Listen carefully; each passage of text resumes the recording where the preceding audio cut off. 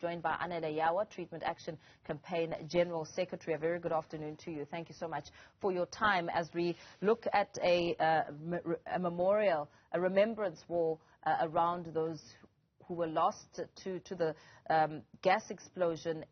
We are also reminded again of the reality of working in South Africa's clinics and hospitals. Talk to us about what you found as you scrutinized the state of clinics across the country. Greetings to you, Mpho, and the viewers at home. And I think firstly, as TAC, we also bow our heads in honor and memory of the 12 healthcare workers who died at in that hospital on that tragic event which took place last year. So the report which we were releasing yesterday, it was paying a focus in 400 healthcare facilities that are monitored by Regiza project in 8 provinces and 28 districts.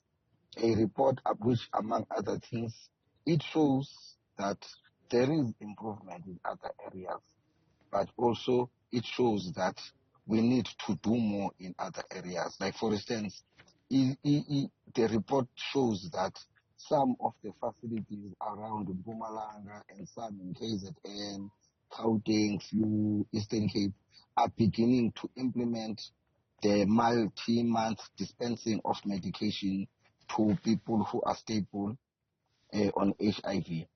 But also, the report shows that people who are missing their appointments, when they go back to the hospital the following day, they are often tend to go and stand right at the back of the queue as a punitive measure, which is not a standard operating procedure of the Department of Health.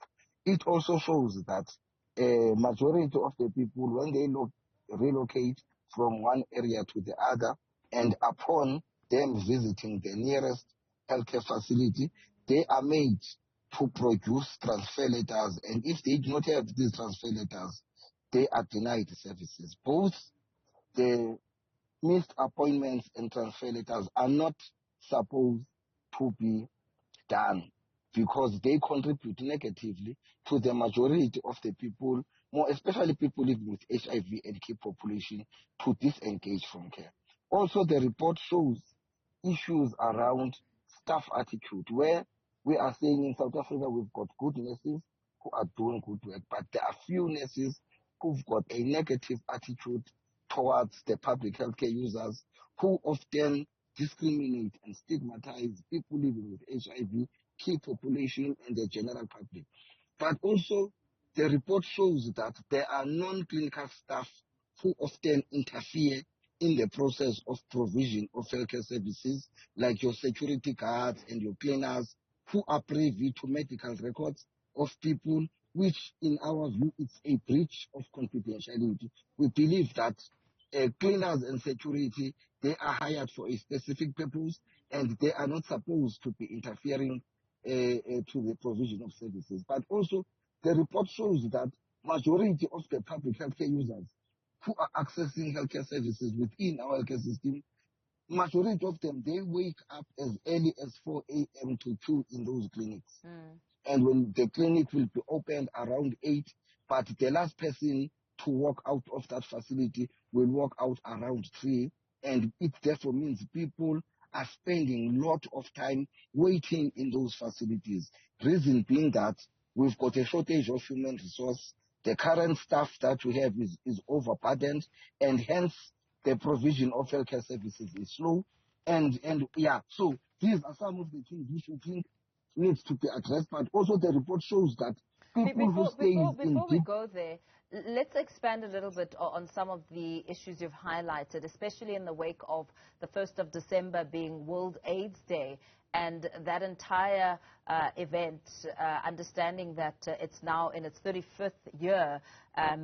That entire focus was really around letting communities lead in the fight against HIV/AIDS, raising awareness around the disease.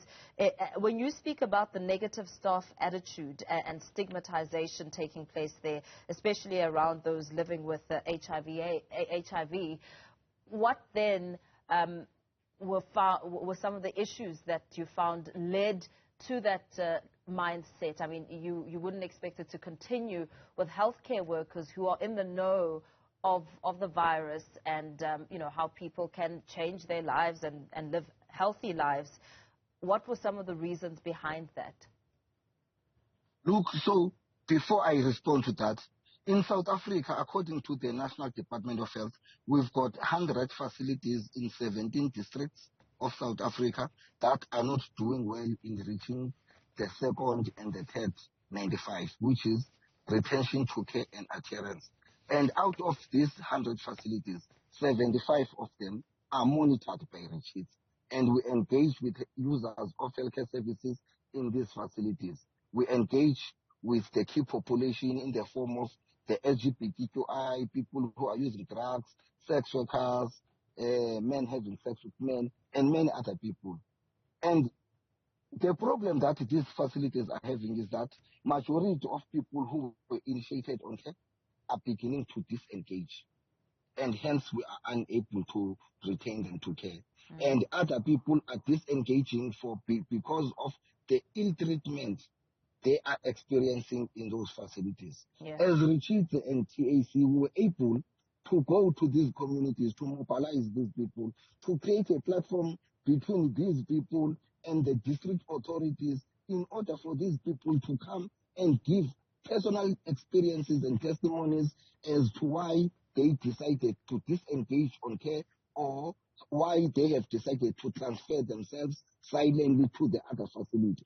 So the stigma, discrimination, staff attitude towards the public healthcare users contributes to many people deciding to disengage on care. And when they are disengaging on care, it therefore means they are defaulting on treatment. And if they default on treatment, when you initiate them on treatment again, chances of them developing resistance is very high and they will end up dying. Yeah, absolutely. Thank you so much. We're going to have to unfortunately leave it there. Anele Yawa from the Treatment Action Campaign.